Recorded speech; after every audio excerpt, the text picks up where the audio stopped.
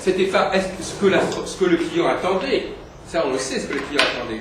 La question, c'est de savoir qu'est-ce que l'astrologue est supposé disposer pour répondre à l'attente du client. Alors voilà, on est tous tellement nombreux à être différents, il y a tellement de différences d'un astrologue à l'autre que la réponse n'est pas simple. Il y a une grande différence. D'ailleurs, tous les astrologues ont des thèmes différents et on ne fait pas la même chose avec son thème.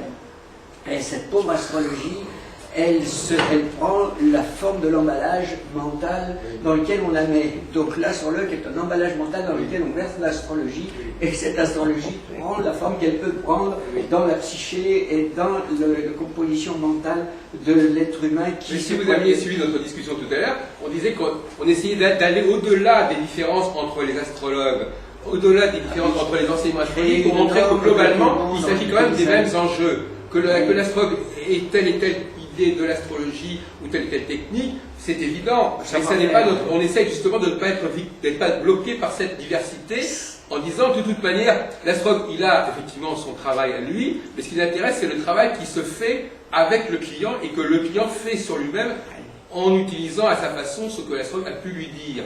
Et quelle que soit la façon dont et les raisons pour lesquelles il lui a dit ce qu'il lui a dit.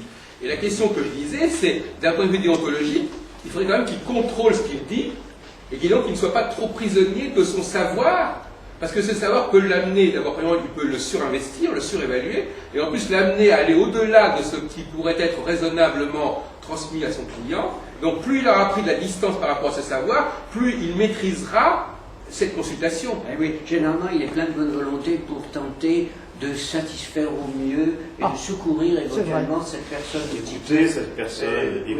est en demande de quelque chose et qui est un petit peu désemparée, qui est au point même de venir pour dépenser son argent à consulter quelqu'un qui pourrait lui lancer une bouée. Mais la question, monsieur Nazir, c'est de savoir justement quelle est cette attente. Quelle bouée non, là, c'est pas... on est en train... Mais là, vous débarquez un petit peu, c'est ça le problème, vous débarquez un petit peu dans la discussion, au bout d'une heure. La question, c'est quelle est la nature de cette attente? Vous avez dit une attente, mais quoi? Est-ce qu'il le sait d'ailleurs lui-même? Est-ce que le client sait exactement ce qu'il attend? C'est même pas certain. Et justement, nous, on est en train ici, moi c'est ce que je propose, on est en train ici de chercher à préciser en quoi pourrait consister le travail utile pour le client qui vient voir l'astrologue. Pascal Bergeron a une grande expérience de ça, une grande carrière, elle va prendre maintenant la interroger Pascal. Mais d'ailleurs, elle a bien entendu. Alors, donc finalement, est-ce que vous pensez, vous pouvez pas vous enseigner l'astrologie, vous l'enseignez toujours de la même manière depuis 30 ans, l'astrologie? C'est-à-dire qu'en fait, on évolue, donc on fait évoluer la façon dont disons qu'on change. Il y a une façon d'assimiler les choses et peut-être de le restituer qui est différente au fur et à mesure de son cheminement. Voilà, moi ce que je pense, c'est qu'il faut vraiment être intéressant. Et que être intéressant, c'est en effet pouvoir être suffisamment attentif et puis etc. en phase avec l'acte qu'on doit faire, qui est la consultation, qui est donc être astrologue, puisque c'est le sujet. Et être astrologue, après, c'est sûr que c'est chacun sa façon de l'être. Alors après, est-ce qu'on peut vraiment redéfinir, puisque maintenant il s'agit peut-être de faire évoluer les choses, si je comprends bien, on a envie de peut-être faire évoluer les choses. Est-ce qu'il faut faire évoluer les astrologues, faire évoluer l'astrologie, faire évoluer la façon dont on pratique? Comment est-ce que tout ça est peut-être à mettre en place? Parce que pourquoi pas faire évoluer les choses, peut-être pour que ça corresponde à en effet ce 21e siècle. Imaginons où tu veux en venir. Bon, alors voilà. Donc, ce à quoi on va en venir, d'abord, premièrement, c'est d'avoir un dialogue plus constructif avec le psychologue, déjà. De savoir, d'expliquer, de parler, de positionner l'astrologie. Pascal, elle est partie un peu trop tôt, mais on a fait psycho toutes les deux. Hein. Donc elle a passé carrément ses licences et tout ça, mais elle est psychologue, en plus de son boulot, en plus de faire de l'astrologie. Moi j'ai passé que deux, ça m'a déjà bien intéressé. Et puis en plus on l'avait fait en phase où on a fait de la sociologie, toutes les deux, et elle a continué là-dedans. Enfin, bon. Donc c'est évident que dès qu'on s'adresse à l'humain, à l'être, à l'individu, à la personne, on a à être soi-même en phase par rapport à cet univers qui est l'univers de l'être, de l'individu, de la personne. Après, ce n'est plus qu'une question, c'est en effet pas une question de technique, mais Saruberti, il l'a très bien dit. Il a dit le savoir astrologie, c'est une chose, mais c'est après savoir faire passer justement ce et savoir faire passer justement, bon, peut-être une interprétation qui sera toujours subjective, et la personne qui va restituer, ça sera tout relatif aussi à sa capacité de recevoir, de percevoir, d'entendre, voilà. Donc, je pense qu'à ce niveau-là, c'est sûr que les enjeux sont importants parce qu'on est en pleine évolution et qu'il va falloir qu'on se rende compte qu'en effet, eh bien, l'être, bon, il est tellement, en effet, concerné, vulnérable, intéressé par moi qui m'intéresse. Voilà ce qu'on fait quand on fait de l'astrologie, on parle de la personne en principe, hein, ou en tout cas, on lui renvoie, on lui restitue, on lui restitue, parce qu'il y a une restitution de données de départ, mais aussi de données actuelles, de comment il peut s'actualiser, comment il peut actualiser les choses. Alors, tout ça, moi, je pense qu'on a évolué, ça c'est sûr, tous, mais on le fait chacun avec notre bonne volonté personnelle, notre capacité personnelle. Moi, ce que je déplore, c'est que justement, on ne fait pas connaître assez l'astrologie. Mais une des premières choses qu'un astrologue pourrait peut-être ouvrir comme porte supplémentaire et qui fait spontanément, il y a des gens du cœur qui le font spontanément, c'est l'écoute. Moi, plus ça va, et plus mes consultations, je passe la moitié du temps à écouter. Les gens, ils ont quelque chose à dire. Ils savent pas comment. Ils nous en apprennent. Ils savent pas comment le dire. On leur dit ça, ils nous apprennent tout ça. Et souvent au début, on a le problème, on dit oui, mais moi, j'ai ma science, je la connais, je me rappelle qu'au début, je faisais plein de thèmes, j'ai ma science. Et je vais lui dire des choses, mais en fin de compte, il me dit ce que je vois dans le thème. Alors évidemment, mon ego, il perd un peu de sa valeur, parce que ce qu'il me dit, je peux plus lui montrer, puisque c'est lui qui me dit. Ils sont tellement plus vivants, plus humains. Ils ont besoin d'ouvrir ça, et quand peut-être c'est un pont avec la psychanalyse, où absolument, psychanalyse. On va voir un psy, on les pas Freud, parce qu'il est en train de... Oui, bon, là, donc Michel Onfray critique Freud, d'accord, mais il ne sait même pas qu'il a une dissonance entre Saturne et Mars. Donc il n'a rien compris au complexe de castration de Freud, qui a guidé tout le thème, qui a inspiré tout le thème de son œuvre, qui est très belle, mais les fondamental. Mais ce que je pense, c'est qu'il faut vraiment qu'on aborde les choses d'une façon beaucoup plus simple, beaucoup plus humaine, beaucoup plus à la portée de tout le monde, monsieur, madame, tout le monde. Moi, je m'en fous, il y a une différence. Pardon, surtout que les bases avec lesquelles on travaille en astrologie, indépendamment d'une théorie qui peut être très sophistiquée, les bases avec lesquelles on travaille, ils sont très simples. C'est les bases que tu enseignes, vous enseignez avec les élèves, c'est avec ça qu'on pose. On n'est pas en train de parler de ce que l'astrologue doit dire à son client, là. On est en train de parler de la formation de l'astrologue. Oui, mais je peux en parler aussi, j'ai quand même des tas de formations annexes à l'astrologie. Non, mais je veux dire que c'est différent. Je veux dire que ce que nous disons là, c'est pas forcément ce qui a à être dit au client, on est bien d'accord. Moi, d'avoir fait un peu psycho, enfin d'avoir fait, d'avoir abordé la psychologie, parce que la psychologie, la psychanalyse, je vais en fac depuis peut-être 30 ans. J'y allais comme ça, en auditeur libre et tout. Mais le fait d'avoir voulu l'allier, ça m'a dit, je fais un astrologue, c'est un métier super.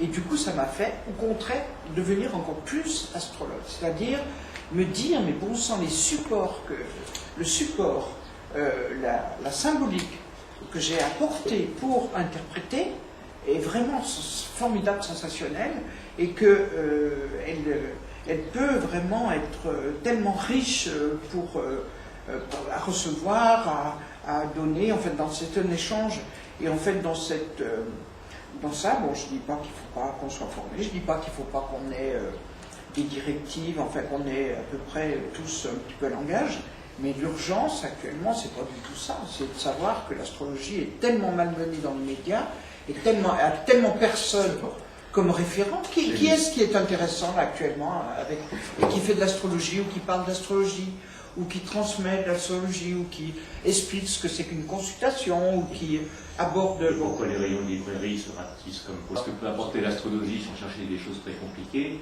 c'est qu'elle peut aider à quelqu'un à être lui-même et pas être une référence de la société, des machines que sont toute la société. Ça, c'est très simple.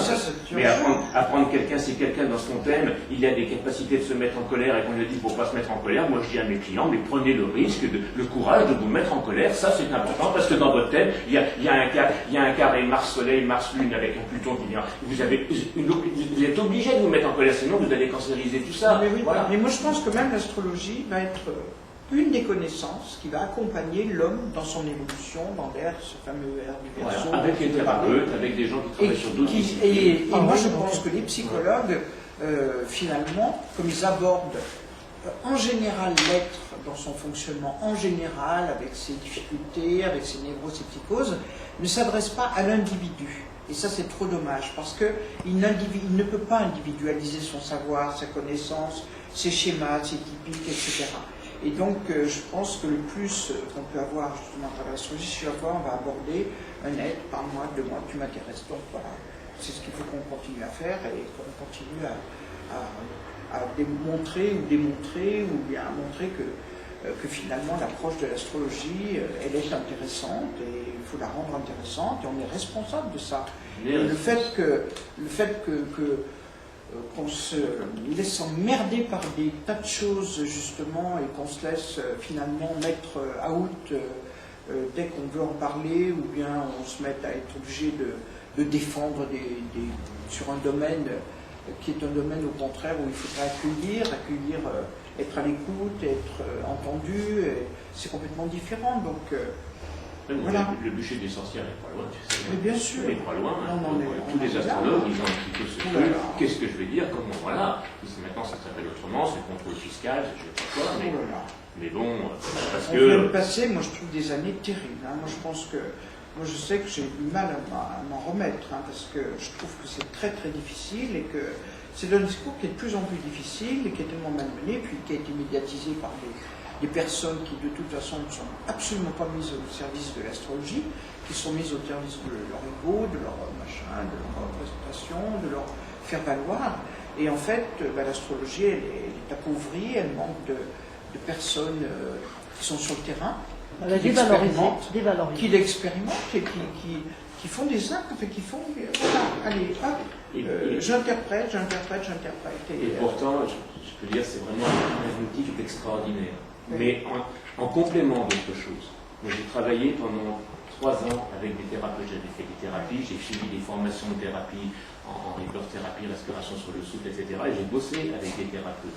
Et en fin de compte, ces thérapeutes qui sont des horlogers de l'âme, je veux dire, ils sont des horlogers de l'âme, ils arrivent à aller au cœur de l'âme d'une personne sans astrologie. Mais quand on apporte, ils arrivent vraiment à trouver des clés. Et quand tu apportes en plus l'astrologie, tu gagnes 3 séances en thérapie. Ils gagnent 3 séances. J'ai fait une formation coaching il y a pas très longtemps, c'est un peu ça.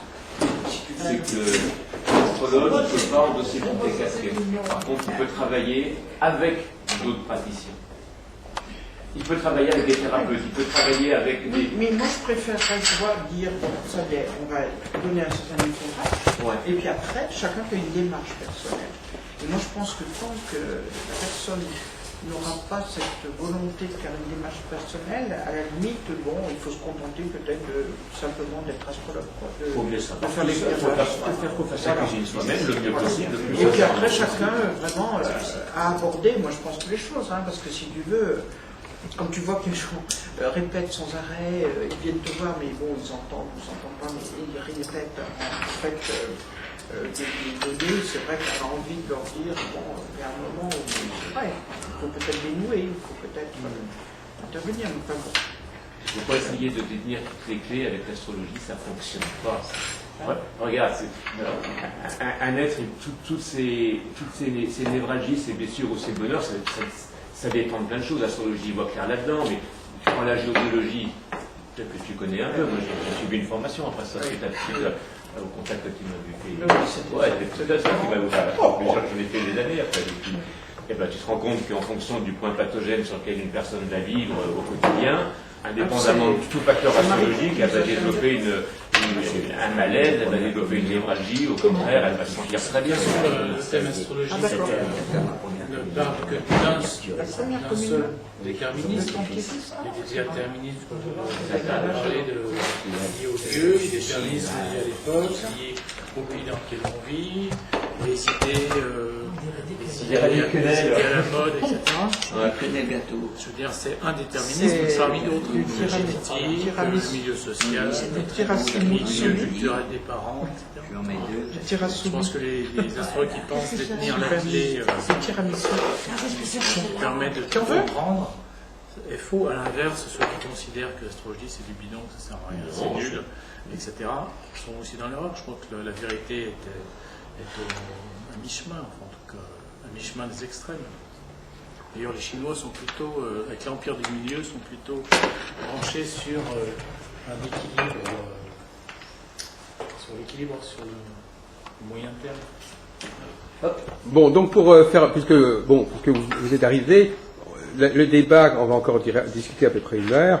Le débat, c'est faut-il repositionner l'astrologie justement, reformuler ce qui est l'enjeu de la consultation astrologique, montrer que la consultation astrologique n'est pas forcément le lieu où va se valider l'astrologie en tant que science, etc.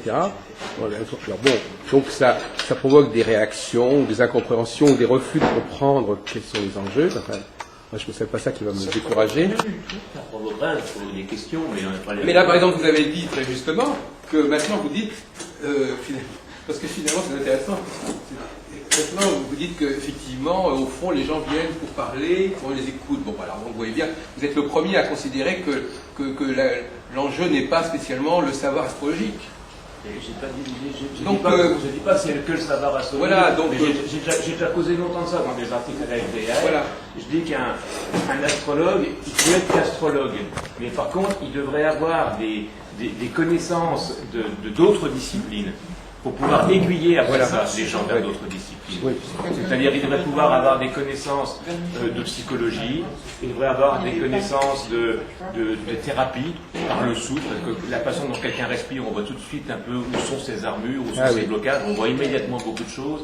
Il devrait avoir des notions un peu dans différents domaines pour pouvoir éventuellement orienter la personne qui vient la voir. Ben, il faudrait plutôt aller voir un tel thérapeute ou plutôt telle personne. Oui. Ça, c'est plus intéressant. Non, mais il ne peut pas tout faire lui-même. Mais par contre, qu'il ait ses connaissances de base, c'est important. Oui, c'est certain. Bon, on va résumer pour Franck Nguyen pour voir comment il réagit. Nous avons affaire à monsieur Nguyen qui est quelqu'un de responsable. Au moins. Heureusement qu'il est arrivé. Responsable qui se sent responsable de l'image de l'astrologie. Responsable de l'image de l'astrologie. On est en train de voir si on peut modifier cette image de l'astrologie. C'est notre référence. Vous la recentrer. En renonçant à des combats d'arrière-garde qui ne sont plus justifiés, qui ne donnent pas à grand-chose, en tout cas dans le champ de la consultation. Ce champ de la consultation n'étant pas le champ par excellence de la vérification, de la validation de l'astrologie, mais plutôt de son instrumentalisation, parce que c'est pareil, c'est-à-dire son utilisation à des fins plus ou moins discutables. D'une certaine manière, on pourrait très bien s'en passer de la consultation. On va dire, l'astrologie se porterait peut-être beaucoup mieux si elle n'était pas utilisée dans le cadre de la consultation astrologique. C'est pas absolument... J'arrive pas à vous suivre. Oui. Désolé, la question est peut-être grosse. Non, mais je veux dire que ce n'est pas... Je veux dire qu'on pourrait imaginer... On pourrait imaginer que l'astrologie soit un domaine de recherche. Un jeu philosophique. Non, un domaine de recherche scientifique, ou de statistique, etc., qui n'aurait pas trouvé son assise au niveau d'une quelconque consultation. Je veux dire, moi qui suis historien et sociologue, je peux très bien imaginer des cas de figure où effectivement l'astrologie ne serait pas ce qu'elle est aujourd'hui. On peut d'ailleurs imaginer une histoire de l'astrologie où l'astrologie ne serait pas ce qu'elle est aujourd'hui en tant que consultation, mais où son statut scientifique serait beaucoup plus élevé. Donc ne disons pas que c'est pas possible, un petit peu d'imagination s'il vous plaît. Donc ce que l'astrologie est, la situation telle qu'elle est devenue aujourd'hui, elle n'est pas inévitable, elle n'est pas non plus définitive. Bon, donc il ne faut pas dire, voilà, bon, alors donc effectivement, maintenant ceci posé, nous avons développé dans les groupes auxquels j'appartiens le concept, nous essayons d'intégrer l'astrologie dans une autre mouvance qui n'est pas la science qui n'est pas l'aspect scientifique de l'astrologie, mais qui est les psychologies alternatives et parallèles, qui sont aujourd'hui un ensemble de psychologies dont on pourrait, au lieu de parler de parapsychologie, il y a des mots, il y a le problème, le mot voyance, le mot parapsychologie, le mot divination, sont des mots qui font problème en astrologie. On n'a pas envie d'être intégré dans ce genre de qualificatif, d'où la nécessité de trouver un champ global, parce que qu'on le veuille ou non, actuellement, quand on va sur Internet, sur les pages jaunes, sur ceci, etc., il y a très peu d'endroits où c'est que de l'astrologie. Il y a des gens qui travaillent sur différents domaines, ne serait-ce que dans les pages jaunes de l'annuaire à astrologie du Rhône, on met dans la même rubrique téléphonique des voyants, des cartomanciens, bon, alors donc le fait est là. Bon. Cette mixture, elle existe. Bon, maintenant, les deux solutions, soit on essaie de se différencier et de dire on n'est pas du tout comme eux, soit on essaie au contraire de préciser de quelle façon ce champ auquel différentes disciplines appartiennent n'est pas. Est-ce qu'on ne pourrait pas le redéfinir de façon plus positive? Donc je récapitule en disant, finalement ce sont des disciplines qui sont là pour provoquer des réactions, qui sont là pour réveiller, puisque notre ami est médecin, pour réveiller des réflexes de défense immunitaire, pour réveiller des processus de protection, de tri, de différenciation, de distinction. Et d'une certaine manière, ce serait une espèce de... Par exemple, si je parle de ça à un psychologue, j'avais amorcé ça tout à l'heure, mais ça n'a pas été suivi. Il dit, par exemple, un psychologue me dit, mais vous, l'astrologie, c'est quoi? C'est quoi d'être astrologue? Bon. Là, on est en train de proposer une réponse à cette question qui ne fasse pas monter le psychologue au plafond. De sortir du ghetto astrologique. Sortir du ghetto astrologique, ça signifie notamment, par exemple, dire, eh bien voilà, on est dans un domaine qui pourrait s'appeler la réactivologie, si vous voulez. Dire une sorte de réflexologie. On travaille sur le fait que les gens réagissent ou pas, ou sont capables plus ou moins de réagir à ce qu'on leur dit, à ce qu'on leur propose, à ce qu'ils entendent, à ce qu'ils comprennent, etc. Bon, à partir du moment où ces personnes soit n'écoutent, soit par exemple, ne sont pas du tout dans un rapport d'écoute, donc ils n'écoutent pas, donc c'est aussi une façon de non-réaction. Donc si les personnes ont un problème d'écoute, de non-écoute, ou soit ils sont trop perturbés, soit ils écoutent trop, soit ils n'écoutent pas assez, etc. Bon, on est dans le champ de ce qu'on parle. Vous parlez du praticien ou de la personne? Non, je parle du client. Hein? Ce sont des gens, c'est une population de gens qui ont un certain nombre de symptômes de ne pas capter correctement le discours qui est entendu, bon, etc. Bon, de même que sur plus vous êtes enfoncé dans la merde, moins vous avez de capacité d'écoute. Donc ça fonctionne aussi de la capacité de la personne qu'elle a d'être engluée dans ses problèmes ou pas. Oui, mais il y a d'autres sujets où il n'y a pas, c'est pas ce point-là de carison. Ça va et vient au cours d'une journée, d'une vie, ça. Hein. Oui, d'accord. Mais enfin, quand on est enfoncé dans la merde, c'est aussi parfois parce que justement, on n'a pas entendu certaines choses, on n'a pas fait attention à un certain nombre de signaux, etc. Bon, mais on pourrait discuter de pourquoi les gens sont dans l'état où ils sont, mais c'est un sujet d'ailleurs intéressant parce qu'effectivement, plus on est dans l'imprévoyance, moins on fait attention aux signaux, et plus on a des chances d'être dans la merde. Donc ça fait partie aussi de cette non-écoute ou cette non-captation de signaux. Bon, donc toute cette pathologie de la non-captation de signaux, ou du fait qu'on les capte trop durement, trop intensément, ou qu'on les capte mal, ou qu'on les intègre mal, ou qu'on n'en tient pas compte, etc. Tout ce champ de la non-captation des signaux et de la non-réaction adéquate aux signaux qui sont perçus, c'est ce champ-là qu'on est en train de définir ici. Et on dit que l'astrologie se trouve être historiquement dans ce champ-là. C'est pas sa vocation, c'est pas sa raison d'être, mais elle est là. Et en quelque sorte, financièrement et au niveau professionnel, ça joue. Et c'est un constat. C'est pas ça devrait être comme ça ou ça pourrait être autrement. C'est un constat dont on est obligé de dire. Pourquoi on est obligé de constater? Parce que si on ne constate pas que cette astrologie s'est trouvée dans cette mouvance-là, à ce moment-là, on va justement, c'est paradoxalement, si on ne fait pas ce constat, on va dire l'astrologie c'est ça. Or justement, nous on essaie de dire le contraire, on essaie de dire, il faut que l'astrologie est embarquée dans cette galère-là de la réflexologie, de la réactivité, qu'on est dans des professions où finalement qu'est-ce qui se passe, les gens viennent pour entendre des choses, dire des choses, réagir, etc. Bon, on dit ok, ça existe, c'est comme ça. Bon, ça ne veut pas dire du tout qu'on est en train de dire c'est ça l'astrologie. On est en train de dire, l'astrologie se trouve là-dedans. Elle se trouve dans cette mouvance-là aussi. Ça n'est pas du tout, ça n'épuise absolument pas ce qu'est l'astrologie ou ce qu'elle devrait être. Simplement un constat qu'elle s'est trouvée là-dedans, pour des raisons historiques qu'on pourrait d'ailleurs expliciter si on le voulait. Donc, on fait simplement un constat phénoménologique, c'est-à-dire que l'astrologie est dans cette stratégie de consultation qui engage tout un ensemble de pratiques diverses, et qu'elle s'est trouvée embarquée dans cette affaire-là. Bon. Et qu'il faut l'assumer, au mieux possible, et donc en disant, bon, après tout, bon, on ne va pas dire que l'astrologie, quand elle est dans cette situation-là, elle met en jeu sa scientificité, non, on ne va même pas dire ça, parce que c'est pas tellement intéressant pour nous de le dire, à la limite. On va dire ça. Je vous interromps, mais je ne me pose pas toutes ces questions. Non, mais c'est possible. Non, mais c'est le niveau colloque. J'ai peut-être la chance d'avoir un autre métier que l'astrologie. Je suis décorateur, ça me laisse le temps de respirer à côté. Je ne pense pas qu'astrologie du matin au soir. J'ai d'autres respirations. Et quand quelqu'un vient me voir, je peux avoir une respiration humaine avec cette personne. Et je suis très content de cette astrologie parce que c'est un outil qui est merveilleux, que je maîtrise assez bien pour ce que j'en fais, hein, tant avec les gens qui viennent me voir ou avec mes élèves. Ça me va bien.